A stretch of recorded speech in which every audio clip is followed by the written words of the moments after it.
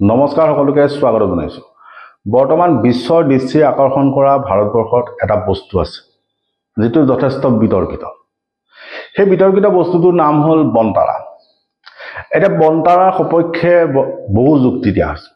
আমি প্ৰতিবেদনৰ পিছত প্ৰতিবেদন আকাৰে দেখুৱাইছো যে বনতাৰা আসলতে এটা অবৈধ কাৰবাৰ। কি ধৰণে অবৈধ সেইখিনি তথ্য পাতি আমি যিখিনি মানুহে দিছে সেইখিনি তথ্য পাতিও আমি ৰাজহুৱা কৰিছো। আৰু দ্বিতীয়তে বনতাৰালে অসমৰ যি হাতী লৈ যোৱা হৈছে সেই হাতীৰ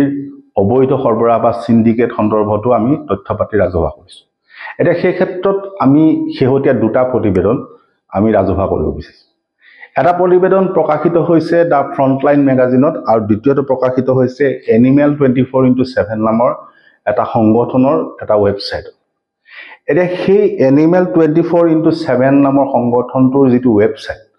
তাত এটা ভয়ংকৰ খবৰ দিছে। সেই প্ৰতিবেদনটোত তেওঁলোকে সেই প্ৰকল্পটোৰ যি বিস্তৃত বিৱৰণ সেইটো নিদিলেও তেওঁলোকে এটা কথা উনুকি আছে যে অসমত আটাইতকৈ বিখ্যাত বস্তু কি বুলি ক'লে আমি জানো কাজিৰঙা ৰাষ্ট্ৰীয় উদ্যান, অসমৰ গৌৰৱ। এতিয়া সেই এনিমেল 24x7 বুলি যিটো ৱেবছাইট আছে সেইটোৱে প্ৰকাশিত তথ্য অনুসৰি তেওঁলোকে কৈছে যে এনেকুৱা বহু প্ৰতিবেদন শেহতীয়াকৈ পোহৰলৈ আহিছে বা অভিযোগ পোহৰলৈ আহিছে বা এইটো কথা এতিয়া লাহে লাহে চৰ্চিত হৈছে যে অসমৰ কাজিৰঙাত এই যি মুকেশ আম্বানী আছে, মুকেশ আম্বানীৰ যি পুত্ৰ অনন্ত আম্বানী, তেওঁ এখন বনতাৰা মুকলি কৰিব। কাজিৰঙাৰ সমীপত এখন বনতাৰা মুকলি কৰিব। অসমৰ আটাইতকৈ গুৰুত্বপূৰ্ণ খবৰ যে কাজিৰঙা নহয়, এবাৰ কাজিৰঙাত দেখা যাব এখন বনতাৰা, যিখনৰ বনতাৰা 2 বুলি তেওঁলোকে কৈছে। আৰু সেই ক্ষেত্ৰত এই ৱেবছাইটটোৱে এইটো কৈছে যে ইতিমধ্যে এই কথাটো পোহৰলৈ আহিছে যে অনন্ত আম্বানীয়ে পৰৱৰ্তী পৰ্যায়ত অসমৰ কাজিৰঙাত এখন বনতাৰা মুকলি কৰিব। সেইটো যদি বাস্তৱৰ ৰূপায়ণ হয় তেতিয়া যিখন কাজিৰঙা ৰাষ্ট্ৰীয় উদ্যান আছে, যিখন অসমৰ গৌৰৱ, যিখনত পৰ্যটক আহে, সেইখনৰ যিটো গৌৰৱ আছিল, মৰ্যাদা আছিল বা সেইখনৰ প্ৰতি পৰ্যটকৰ যিটো আকৰ্ষণ আছিল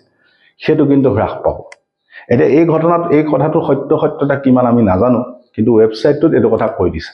দ্বিতীয় তথ্যটো হ'ল যে ফ্ৰণ্টলাইন মেগাজিনে এইটো কথা শেহতীয়াকৈ তেওঁলোকৰ এডিটৰিয়েল অৰ্থাৎ সম্পাদকীয়ত লিখিছে যে ভাৰতবৰ্ষত শেহতীয়াকৈ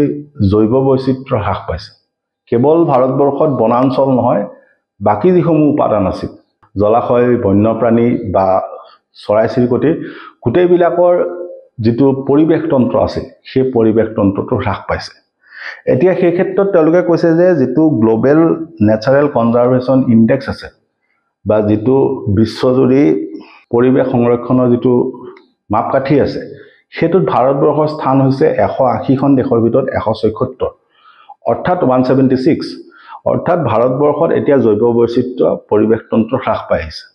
ভাৰতবৰ্ষত কেৱল বনাঞ্চলে ধ্বংস কৰা নাই, বিল, নদী, জলাশয় ইত্যাদি সকলো উপাদান ধ্বংস কৰা হৈছে। আৰু তাত এইটো কথা তেওঁলোকে স্পষ্টভাৱে আঙুলিয়াই দিছে যে তাৰ বিপৰীতে এখন এনেকুৱা অনুষ্ঠান গঢ় লৈ উঠিছে যিখনৰ নাম হ'ল বনতাৰা। আৰু সেই বনতাৰা কেৱল ভাৰতবৰ্ষ বা কেৱল অসম নহয়, বিশ্বৰ পৰা বন্য জীৱ জন্তু আনি তাত সংস্থাপিত কৰা হৈছে। এতিয়া সেই সংস্থাপিত কৰা কথাটোত তেওঁলোকে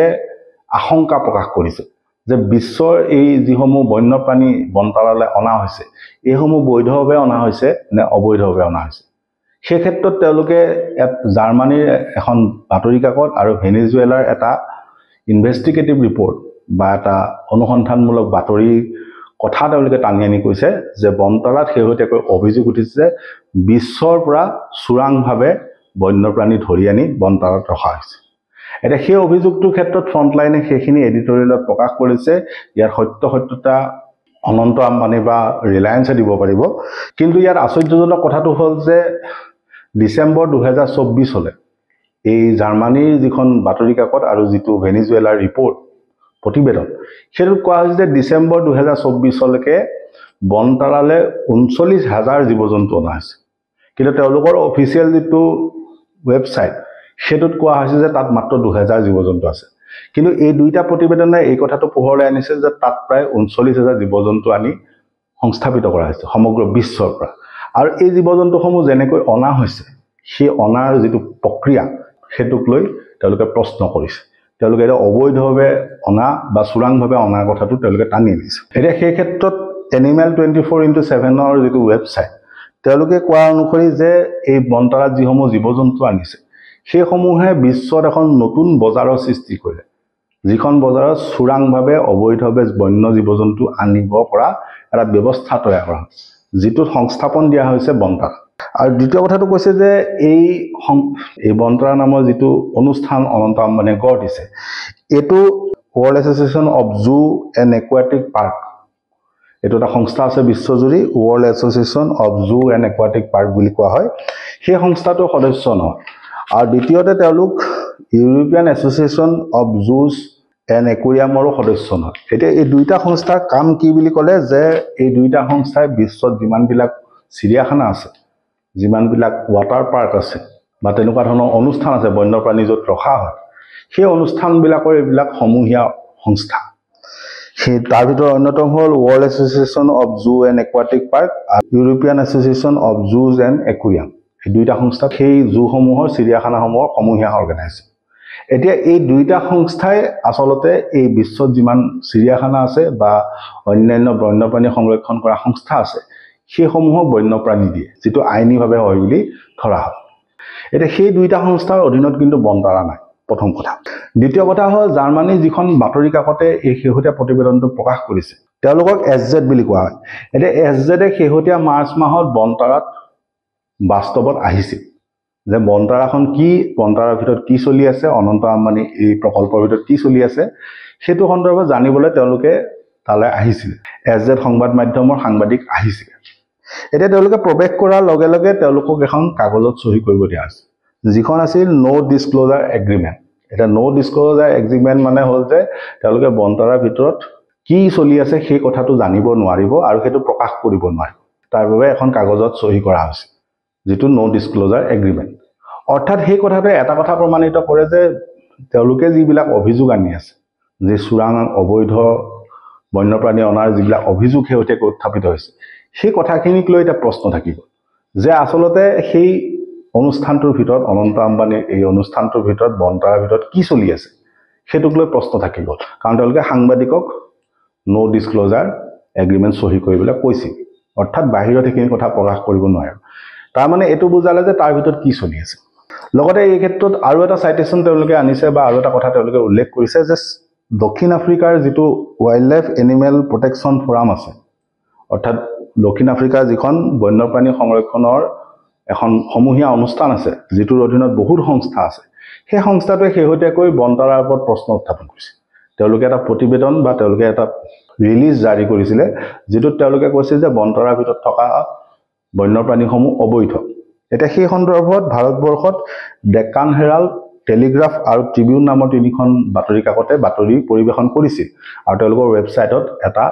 বাতৰি পৰিৱেশন কৰিছিল এতিয়া সেই ক্ষেত্ৰত কোৱা হৈছে যে সেই তিনিওখন বাতৰি কাকত অৰ্থাৎ ডেকান হেৰাল্ড টেলিগ্ৰাফ আৰু ট্ৰিবিউন সেই তিনিওখনৰ যি তিনিটা বাতৰি আছিলে সেই তিনিটা বাতৰি নোহোৱা হৈ থাকিল ৱেবছাইটৰ পৰা নোহোৱা হৈ থাকিল সেই ক্ষেত্ৰত কোৱা হৈছে যে এই টেলিগ্ৰাফ ডেকান হেৰাল্ড আৰু ট্ৰিবিউনৰ পৰা বাতৰিখিনি আঁতৰাই পঠাবলৈ বনতাৰাই হেঁচা দিছে যে সাউথ আফ্ৰিকাৰ বা দক্ষিণ আফ্ৰিকাৰ যি সংস্থাটোৱে যিটো প্ৰতিবেদন দিছিলে সেইটো ৰাজহুৱা কৰিছে ডেকান টেলিগ্ৰাফ আৰু ট্ৰিবিউনে এতিয়া তেওঁলোকৰ সেই বাতৰিটো আঁতৰাই পঠাবলৈ বনতাৰাই হেঁচা দিয়া বুলি এই ৱেবছাইটটোৱে অভিযোগ আনিছে গতিকে এই গোটেই কথাখিনিৰ পৰা এটা কথা ঠিক যে ইটোৰ পাছত সিটো অভিযোগ উত্থাপন হৈছে প্ৰধানমন্ত্ৰী নৰেন্দ্ৰ মোদীয়ে মুকলি কৰা বিশ্বৰ আটাইতকৈ বৃহৎ ব্যক্তিগত চিৰিয়াখানা বনতাৰা এটা প্ৰশ্নৰ আৱৰ্তত বিশ্বজুৰি এইটো চৰ্চা হৈছে বিশ্বজুৰি ইয়াৰ প্ৰতিবেদন কেইবাটাও প্ৰতিবেদন ৰাজহুৱা হৈছে যে ইয়াৰ ভিতৰত আচলতে চলি আছে কি আৰু ইয়াত অবৈধভাৱে জীৱ জন্তু অনা হৈছে নেকি সেই প্ৰশ্নটো কিন্তু প্ৰতিজনে কৰিছে গতিকে সেই কথাখিনি ৰাইজে দৃষ্টি দিয়ক যে এই যি ব্যক্তিগত চিৰিয়াখানা খোলা হৈছে বা বনতাৰা বুলি যিখন ব্যক্তিগত অনুষ্ঠান গঢ় দিয়া হৈছে এইখন আচলতে বৈধ নে অবৈধ ধন্যবাদ